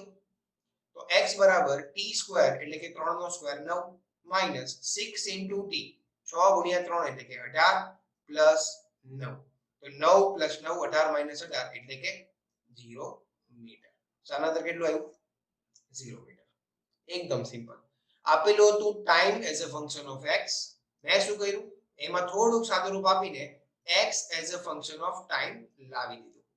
પછી એનું સિમ્પલ વિકલન કરીને વેગનું વિધેય આવી ગયું. વેગ આપણે 0 કરવાનો છે, તો અહીંયાથી મને ટાઈમ મળી ગયો. આ ટાઈમ ડાયરેક્ટ x માં મૂકી દો તો 0 સ્થાનાંતર આવી ગયું. એકદમ સિમ્પલ સવાલ. નેક્સ્ટ સવાલ પર જઈએ. બે કાર છે p અને q અને એક જ સમયે સુરેખ માર્ગે ગતિની શરૂઆત કરે છે. એમના સ્થાન આપેલા છે. p કારનું સ્થાન છે xp બરાબર at + bt² અને q નું જે છે q કારનું એ આપેલું છે ft - t². તો કયા સમયે બંને કારોના વેગ સમાન થશે? AIPMT જુલાઈ 2016 નો સવાલ. p કારનું સ્થાનાંતર આપેલું છે, q કારનું સ્થાનાંતર આપેલું છે. તમે ધ્યાનથી જુઓ. આ જે સ્થાનાંતર છે એ as a function of time છે અને આ પણ જે સ્થાનાંતર છે એ પણ ફંક્શન ઓફ ટાઈમ છે. એકદમ સિમ્પલ. આપણને શું પૂછ્યું? કયા સમયે બંને કારોના વેગ સમાન થશે? તો પહેલા વેગ તો શોધી લો. તો x નું જે છે xp એ આપેલું છે at + bt².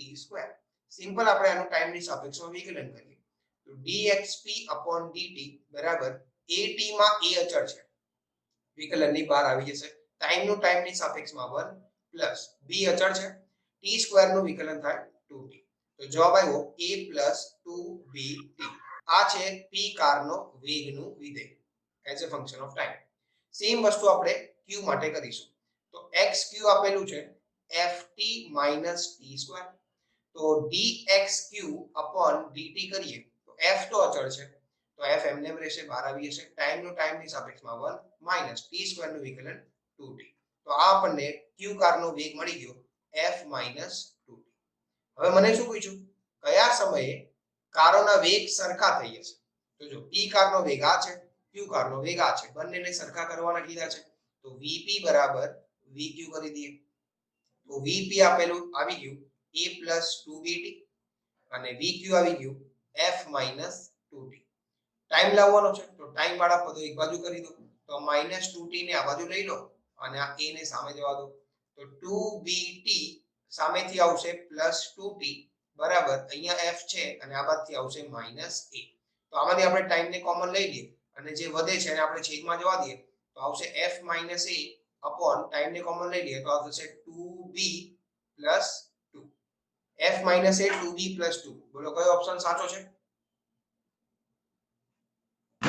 B option. B option એકદમ રાઈટ. જો નીચેથી બે કોમન આવી જશે ને, નીચેથી બે કોમન આવી જશે. બી ઓપ્શન એકદમ સાચો જવાબ છે. એકદમ સિમ્પલ સવાલ, તમે ધ્યાનથી સમજો. એકદમ સિમ્પલ સવાલ. x અને p નો x અને q નો x આપેલો હતો, વિકલન કરીને વેગ લાવી દીધો, બંને વેગ સરખા કરી દીધા, ટાઈમ આવી ગયો.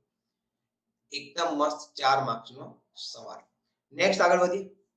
L લંબાઈની દોરી. આ સવાલ તો આપણે આગળ એક કન્સેપ્ટ લેશું NLM, એમાં ચર્ચા કરીશું. બાય મિસ્ટેક આપણે આમાં મૂકી ગયો છે. નેક્સ્ટ સવાલ છે આ.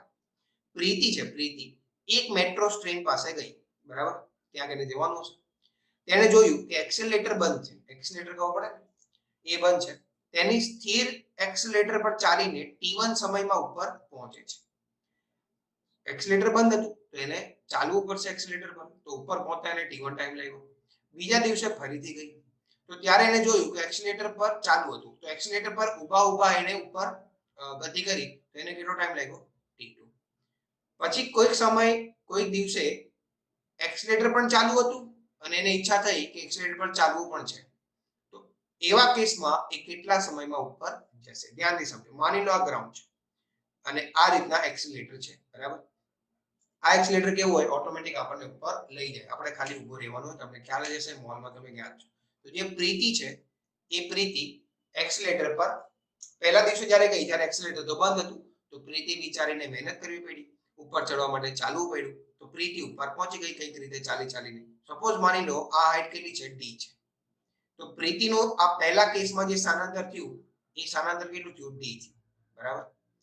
જ્યારે બીજા દિવસે ગઈ ત્યારે એક્સેલરેટર ચાલુ હતું નસીબે, તો એ પ્રીતિને મહેનત કરવી પડી નહીં, અને ત્યારે પણ એનું સ્થાનાંતર તો એટલું જ થશે, ઉપર જ પહોંચવાનું છે, તો ત્યારે પણ સ્થાનાંતર કેટલું થયું? d થયું. પણ ફરક એટલો છે કે પહેલા કેસમાં એને t1 ટાઈમ લાગ્યો અને બીજા કેસમાં એને t2 ટાઈમ લાગ્યો. હવે ત્રીજા દિવસે શું થયું કે પ્રીતિ એક્સેલરેટર પર ચાલે પણ છે અને એક્સેલરેટર પણ પોતે ચાલુ છે, રનિંગ કન્ડિશનમાં છે, તો એ કેસમાં એને ઉપર જવા કેટલો ટાઈમ લાગશે? તો સૌથી પહેલા આપણે ફર્સ્ટ કેસની ચર્ચા કરીએ. ફર્સ્ટ કેસમાં માની લો એનો વેગ હતો v1. કોનો વેગ? પ્રીતિનો ચાલવાનો વેગ, કારણ કે એક્સેલરેટર તો બંધ હતો. તો v1 બરાબર વેગનું મૂલ્ય શું થાય? સૂત્ર શું થાય? સ્થાનાંતરના છેદમાં સમય. તો સ્થાનાંતર તો d છે, સમય કેટલો લાગ્યો? t1. બીજા કેસમાં, સેકન્ડ કેસમાં એક્સેલરેટર ચાલુ હતું પણ એ જે પ્રીતિ છે એ એક્સેલરેટર પર ચાલતી નથી. તો સપોઝ માની લો ત્યારે એનો વેગ એક્સેલરેટરનો v2 છે, તો સ્થાનાંતર તો પ્રીતિનું d થયું અને ત્યારે એને ટાઈમ લાગ્યો કેટલો? t. હવે થર્ડ કેસમાં કમ્બાઈન ઇફેક્ટ છે. કમ્બાઈન ઇફેક્ટનો મતલબ શું થાય?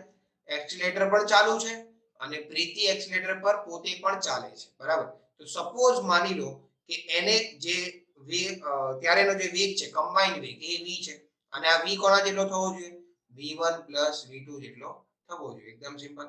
તો v1 ની કિંમત d/t1, v2 ની કિંમત d/t2, અને આ જે v છે ત્યારે પણ સ્થાનાંતર તો એનું d જ થશે, પણ સપોઝ ટાઈમ તો અલગ આવશે. સપોઝ માની લો ટાઈમ એને લાગ્યો t, તો આ d અને આ d કેન્સલ થઈ જશે.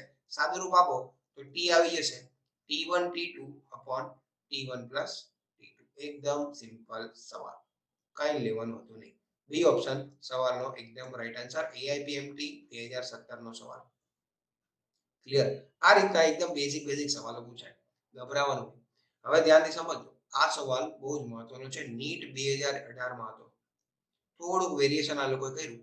સમાન વિદ્યુત ક્ષેત્ર E ની અસર નીચે સમક્ષિતિજ q વિદ્યુત ભારિત એક રમકડાની કાર ઘર્ષણ રહિત સપાટી પર સમતલ પર ગતિ કરે છે. મતલબ એક વિદ્યુત ક્ષેત્ર છે, માની લો આ રીતનું. હવે ઇલેક્ટ્રોસ્ટેટિક ચેપ્ટર અને મોશન ઇન 1D આ બે ચેપ્ટરનો મિક્સ સવાલ છે, બરાબર? સપોઝ માની લો આ છે વિદ્યુત ક્ષેત્ર અને આ વિદ્યુત ક્ષેત્રમાં એક રસ્તો છે, ઘર્ષણ રહિત સપાટ સમતલ રસ્તો છે, એના પર એક કાર શું કરે છે? ગતિ કરે છે. અને વિદ્યુત ભારિત કાર છે, તો જ્યારે પણ વિદ્યુત ક્ષેત્રમાં કોઈ વિદ્યુત ભાર આવે તો એના પર બળ લાગે. આપણને ખ્યાલ છે F = QE. ક્લિયર? તો QE બળના કારણે 1 સેકન્ડમાં એનો વેગ 0 થી 6 સેકન્ડ થઈ ગયો. ધ્યાનથી સમજો. 1 સેકન્ડમાં એનો વેગ 0 થી કેટલો થઈ ગયો? 6. હવે અહીંયા સવાલ થોડો અધૂરો છે, હું તમને સવાલ આખો સમજાવી દઉં. 0 થી 6 એનો થઈ ગયો 1 સેકન્ડમાં, બરાબર? હવે 1 સેકન્ડ બાદ આ જે વિદ્યુત ક્ષેત્ર છે એની દિશા ઉલટી થઈ ગઈ, વિદ્યુત ક્ષેત્રની દિશા પલટાઈ ગઈ. પછી કાર 2 સેકન્ડ સુધી ગતિ કરવાનું ચાલુ રાખે છે. વિદ્યુત ક્ષેત્રની દિશા ઉલટાઈ એ પછી 2 સેકન્ડ સુધી હજુ ગતિ કરે છે. તો 0 થી 3 સેકન્ડમાં રમકડાની આકારનો સરેરાશ વેગ અને સરેરાશ ઝડપ આ બે વસ્તુ પૂછેલી છે. હવે ધ્યાનથી મારી વાત સમજજો. આ વિદ્યુત ક્ષેત્ર છે, બરાબર. હવે માની લો અહીંયા એક કાર છે, ક્લિયર. આપણે એક બીજી પેન લઈએ કલરની. અહીંયા એક કાર છે, વિદ્યુત ભારિત કાર છે, બરાબર. સપોઝ માનો આના પર ક્યુ વિદ્યુત ભાર છે કાર ઉપર. તો કાર પર ક્યુ વિદ્યુત ભાર છે, તો વિદ્યુત ભાર ધન છે, તો એના પર બળ વિદ્યુત ક્ષેત્રની દિશામાં જ લાગે, આપણને ખ્યાલ છે. તો ક્યુઈ બળ આ દિશામાં લાગશે, તો કાર આ દિશામાં શું કરશે? ગતિ કરશે, બરાબર. આવી રીતના સીધી ગતિ કરશે. સપોઝ માની લો આ બિંદુએ આવી જાય છે, બી બિંદુ. અહીંયા બી બિંદુ કહી દઈએ, આ ગતિની શરૂઆતનું બિંદુ એ છે.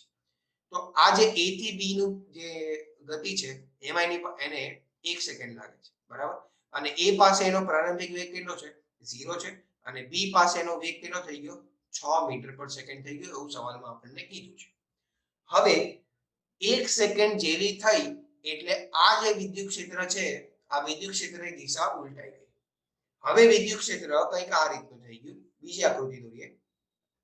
હવે વિદ્યુત ક્ષેત્ર આ દિશામાં છે, બરાબર. સમાન વિદ્યુત ક્ષેત્ર છે. તો હવે ક્યુ વિદ્યુત ભાર જે છે એના પર પાછળની તરફ બળ લાગવાનું ચાલુ થઈ જશે. હવે તમે ધ્યાનથી સમજજો આખી ગતિ. આ છે આપણું બિંદુ એ. આ એ બિંદુથી કાર બી બિંદુ પર તો જતી રહી હતી ઉપરના કેસમાં. હવે બી બિંદુ પર જેવી કાર પહોંચે એટલે વિદ્યુત ક્ષેત્રની દિશા પલટાઈ જાય છે, બરાબર. તો હવે આ જે કાર છે જેના પર ક્યુ વિદ્યુત ભાર છે એના પર હવે પાછળ બળ લાગવાનું ચાલુ થઈ જશે. ક્યુઈ બળ ક્યાં લાગશે? હવે પાછળની તરફ લાગશે. તો પ્રવેગ પણ પાછળ આવશે, પણ બી બિંદુ પાસે એની પાસે કંઈક વેગ છે. તો એક વસ્તુ હંમેશા યાદ રાખજો, જ્યારે પણ કોઈ પદાર્થ પાસે વેગ હોય ને તો એ વેગની દિશામાં જ જાય, પ્રવેગની દિશામાં જાય નહીં. જો એ પદાર્થ ઊભો રહી જાય કશે તો પછી એ પ્રવેગની દિશામાં જાય, બરાબર. તો બી બિંદુ પાસે એની પાસે કંઈક વેગ છે, તો હજુ પણ આ કાર થોડી આગળ જશે, પણ હવે એનો વેગ ધીરે ધીરે ધીરે ઘટતો જશે, કારણ કે હવે બળ ક્યાં લાગે છે? પાછળ. તો એક બિંદુ પર આવીને એનો વેગ 0 થઈ જશે, બરાબર. અને પછી અહીંયાથી એ ક્યાં જશે? પ્રવેગની દિશામાં. પ્રવેગ ક્યાં હશે? જે દિશામાં બળ છે. બળ કઈ દિશામાં છે? પાછળ. તો હવે એના પર પ્રવેગ પાછળ છે, હવે આ કાર પલટી મારશે અને અહીંયાથી રિટર્ન થઈ જશે. અહીંયાથી આ કાર રિટર્ન થઈ જશે. અને ટોટલ જે A થી લઈને C સુધીનો ટાઈમ છે ને એ 3 સેકન્ડ આપેલો છે, બરાબર. A થી B નો જે ટાઈમ છે 1 સેકન્ડ છે, અને B થી લઈને ફરીથી જ્યારે રિટર્ન થઈને પાછી B પર આવશે એનો 2 સેકન્ડ છે. તો ટોટલ કેટલો થયો? 3 સેકન્ડ થઈ ગયો. તો આપણને સરેરાશ વેગ અને સરેરાશ ઝડપ પૂછી છે. હવે મારી વાત ધ્યાનથી સમજો. સૌથી પહેલા આપણે એક કામ કરીએ. કામ એવું કરીએ કે આપણે અહીંયા પહેલો કેસ લઈએ, બરાબર. પહેલો કેસ આપણી પાસે કયો છે? પહેલો કેસ છે A થી B નો, બરાબર. ધ્યાનથી સમજો. A થી B નો કેસ છે. આ હું સ્લાઇડ બદલતો રહીશ, તમે ધ્યાનથી સમજો. A થી B ના કેસમાં શું થાય છે? પદાર્થ એકદમ સીધી ગતિ કરે છે, કોઈ ભેજામાં રહી નથી, પ્રવેગ એનો આગળ છે, બળ એના પર આગળ લાગે છે, પ્રારંભિક વેગ 0 છે. તો પ્રારંભિક વેગ 0 છે તો આપણે ડાયરેક્ટ સમીકરણ લગાવીએ. અંતર કેટલું કાપે? અંતર કાપશે s બરાબર હાફ at². તો હાફ, હવે a તો આપણને ખબર નથી, તો a પહેલા મેળવી લઈએ. તો a થી b માં જો આપણને પ્રારંભિક વેગ ખબર છે, a થી b માં અંતિમ વેગ ખબર છે, અને a થી b નો ટાઈમ પણ ખબર છે. તો આપણે સૌથી પહેલા શું કરીએ? v બરાબર u + at લગાવીએ. v બરાબર u + at. વેગ કેટલો? અંતિમ વેગ 6, પ્રારંભિક કેટલો? 0, a લાવવાનો છે, ટાઈમ કેટલો? 1. તો a કેટલો આવી ગયો? 6 મીટર પર સેકન્ડ. તો a થી b માં પદાર્થ પાસે, કાર પાસે 6 મીટર પર સેકન્ડ સ્ક્વેર નો પ્રવેગ છે. અહીંયા 6 મૂકી દો. ટાઈમ નો સ્ક્વેર, ટાઈમ કેટલો લાગ્યો? 1 સેકન્ડ, તો 1 નો વર્ગ તો 1 જ થાય. તો a થી b નું જે અંતર આવ્યું એ આવ્યું 3 મીટર, બરાબર. એકદમ સિમ્પલ. હવે b થી c ની જ્યારે આપણે વાત કરીએ છીએ તો b થી c ની જે ગતિ છે એ પ્રતિપ્રવેગી ગતિ છે. યાદ રાખજો. કેમ પ્રતિપ્રવેગી છે? કારણ કે b થી c માં વેગ આગળ છે, પ્રવેગ પાછળ છે. તો વેગ અને પ્રવેગ વિરુદ્ધ દિશામાં છે, એનો મતલબ વેગના મૂલ્યમાં ઘટાડો થશે. ઘટાડો થતો થતો એક ટાઈમ પર 0 થઈ જશે. તો b થી c ની જ્યારે આપણે વાત કરીએ તો b પોઈન્ટ પર એની પાસે કંઈક વેગ છે જે છે 6 મીટર પર સેકન્ડ, અને c પોઈન્ટ પર એનો વેગ કેટલો થઈ ગયો? 0, બરાબર. અને ટોટલ બી પોઈન્ટ પર જ્યારે વિદ્યુત ક્ષેત્રની દિશા ઉલટાય છે ત્યારબાદ 2 સેકન્ડ સુધી એ ગતિ કરે છે બરાબર. તો એક કામ કરીએ 6 મીટર પર સેકન્ડ થી 0 થવામાં કેટલો ટાઈમ લાગશે?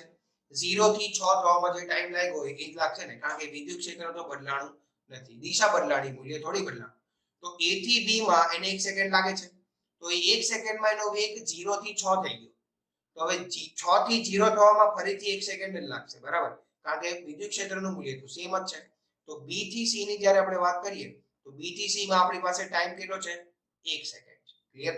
તો b થી c માં કેટલું અંતર કાપે એ શોધી લઈએ. તો s બરાબર હાફ at². તો પ્રવેગ કેટલો આવશે? એટલો જ આવશે, પણ ફરક શું આવશે કે પ્રવેગની દિશા બદલાઈ ગઈ, મૂલ્ય તો એટલું જ રહેશે. તો 6 અને ટાઈમ 1 નો વર્ગ 1, તો આ કેટલું આવ્યું? 3 મીટર. તો bc પણ કેટલું આવી ગયું? 3 મીટર આવી ગયું. તો જો a થી b નો 1 સેકન્ડ અને b થી c નો 1 સેકન્ડ, તો 2 સેકન્ડ તો અહીંયા જ થઈ ગયા. અને ટોટલ એ કેટલી સેકન્ડ ગતિ કરવાનો છે? ટોટલ 3 સેકન્ડ એને ગતિ કરાવવાની છે. તો હવે c થી જ્યારે b જશે પાછો ત્યારે ફરીથી 1 સેકન્ડ થઈ જશે. તો હવે આ 1 સેકન્ડમાં કેટલું અંતર કાપશે? ફરીથી આપણે શું કરીએ? સેમ સમીકરણ લગાવી દઈએ. તો હવે આપણે વાત કરીએ c થી લઈને b ની. તો c થી b જાય છે તો ફરીથી s બરાબર હાફ at² લગાવી દઈએ. તો s લાવવાનું છે હાફ, a એટલો જ છે કેટલો? 6, અને ટાઈમ નો સ્ક્વેર, ટાઈમ ફરીથી 1 છે તો ફરીથી આવી ગયું 3 મીટર. તો c થી લઈને b વચ્ચેનું અંતર પણ 3 જ છે. તો કુલ અંતર કેટલું છે? કુલ અંતર a થી b નું, b થી c નું અને c થી b નું, ફરીથી ધ્યાનથી સમજજો. a થી b જવાનું, જો a થી b જવાનું, b થી c જવાનું અને c થી b રિટર્ન જવાનું. તો ટોટલ અંતરનો મતલબ શું થાય? કુલ એક્ચ્યુઅલ જેનો ગતિપથ છે એની લંબાઈ, કુલ લંબાઈ.